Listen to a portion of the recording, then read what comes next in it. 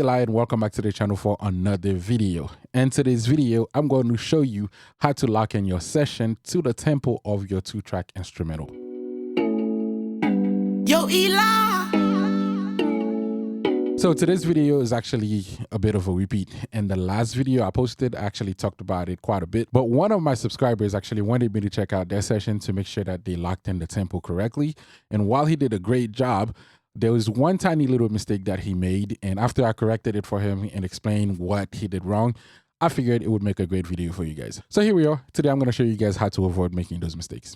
All right, let's get right into it. First thing first, let's create our session. All right, so the audio is imported. Now it's time to sync the session tempo to the beat. Now, before we jump in and start looking for the tempo, there's a couple of things that I like to get out the way before I do anything else. And the first thing is basically gain stage. All right, so what I'm gonna do right now is actually add a VU meter to my mix bus, right? And I like to have everything I like to run my session very quiet. That way I know I'm avoiding clipping. I'm leaving plenty of headroom to mix later on. So yeah, first thing I'm gonna do is gain stage to make sure that my audio is not clipping or anything like that. All right, so I'm just gonna play the audio and I'm gonna clip gain it down until I'm reaching an optimal level. All right, let's do that real quick and then we're gonna get started.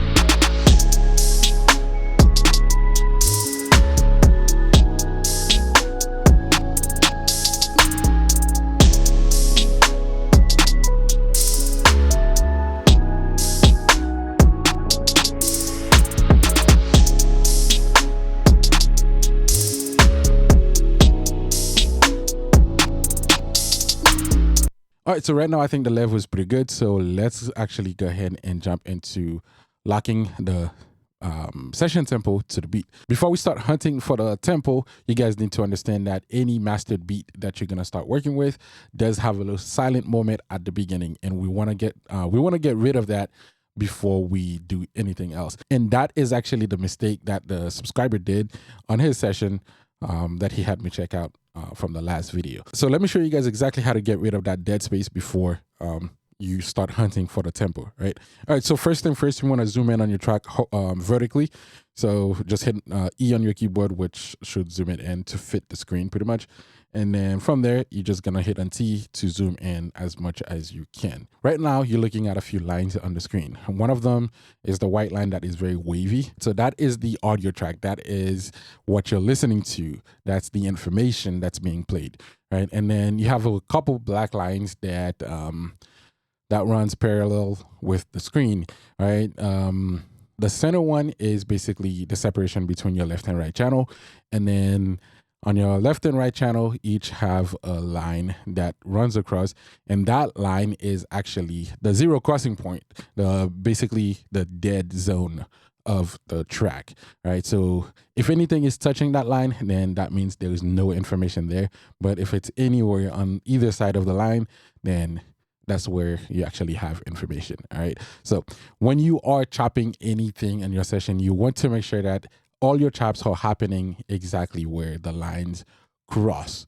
You want to make sure that you avoid where the lines don't meet, because that is actual information that you're cutting into.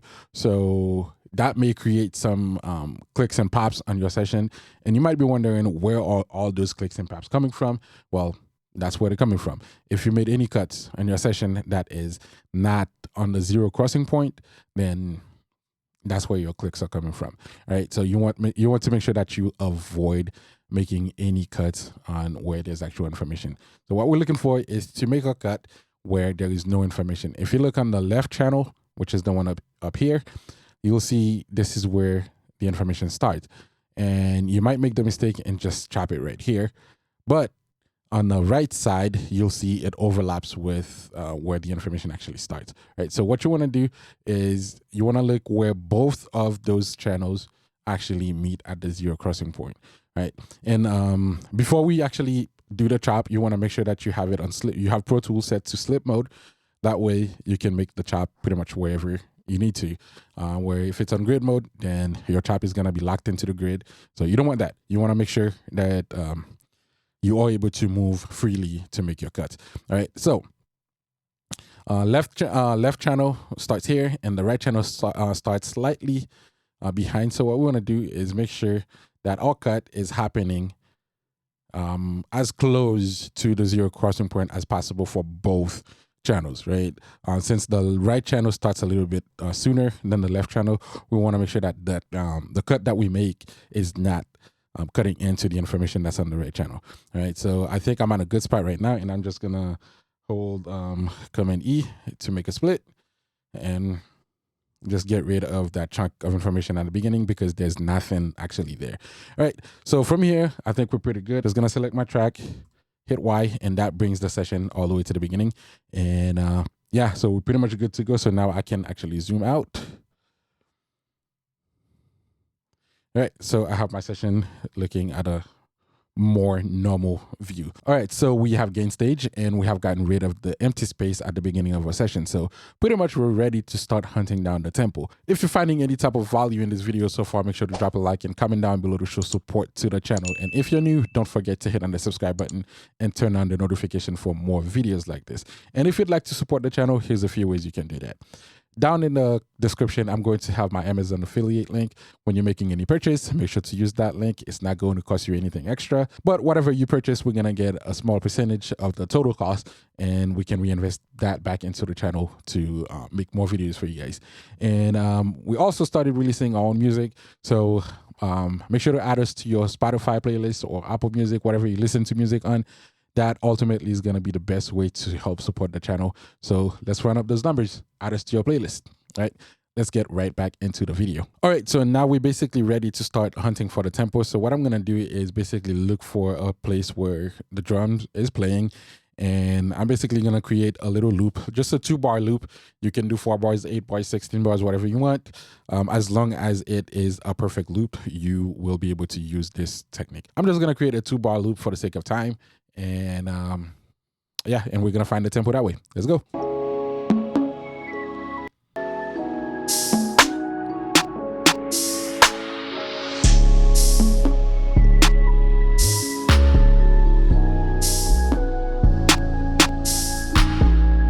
All right, so I just created my loop. It is in no way perfect. So I'm just gonna zoom in a little bit and fine tune that loop to make sure that it is a perfect loop. And after that, we're gonna tell Pro Tools, here's how many bars is on this loop. Tell me what is the tempo. All right, so let's do that real quick.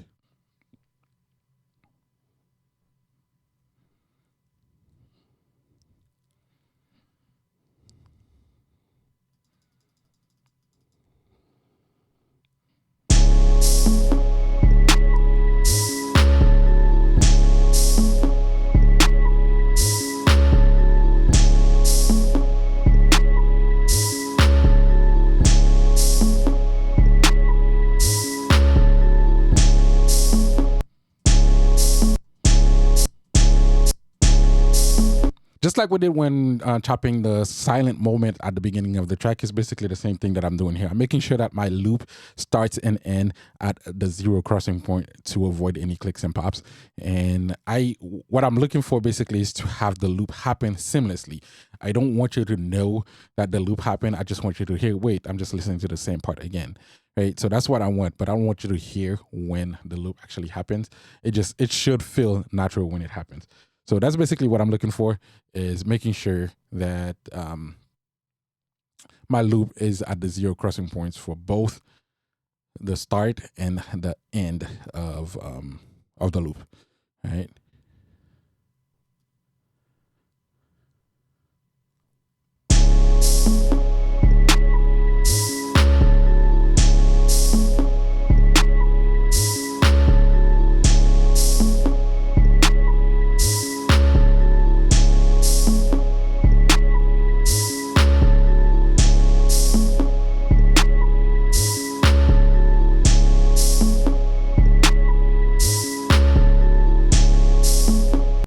All right, that sounded like a good loop to me.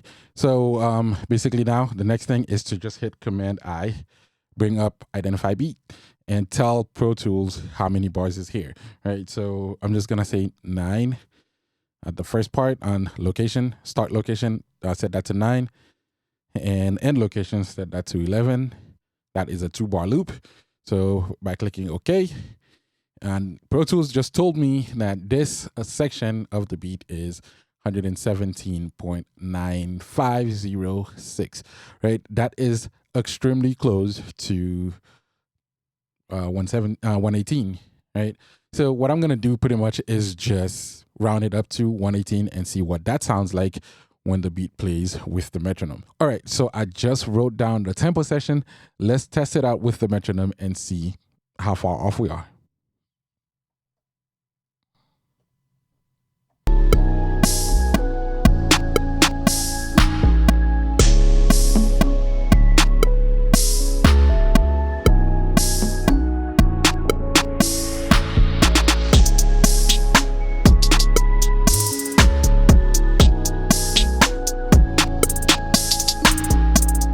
That sounds pretty good to me.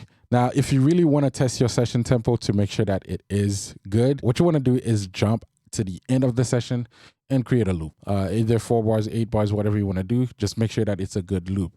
Want to turn on the grid to make sure that we are locking into the grid.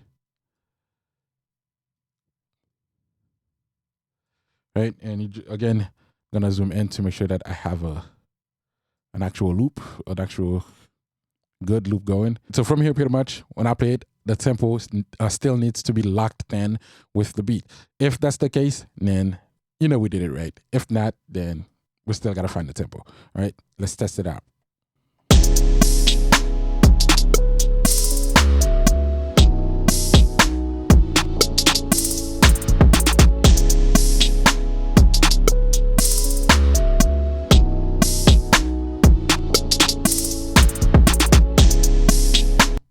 All right, I don't know. That sounded good to me. What do you guys think? All right, and that is how you find the tempo in Pro Tools. Do you guys want to see this on a different DAW? Well, comment down below and let me know. If you made it this far to the video, make sure to drop a like and comment down below to show support to the channel. And if you're new, don't forget to hit on the subscribe button and turn on the notification for more videos like this. All right, I'll see you next time in the next video. Yo, Eli!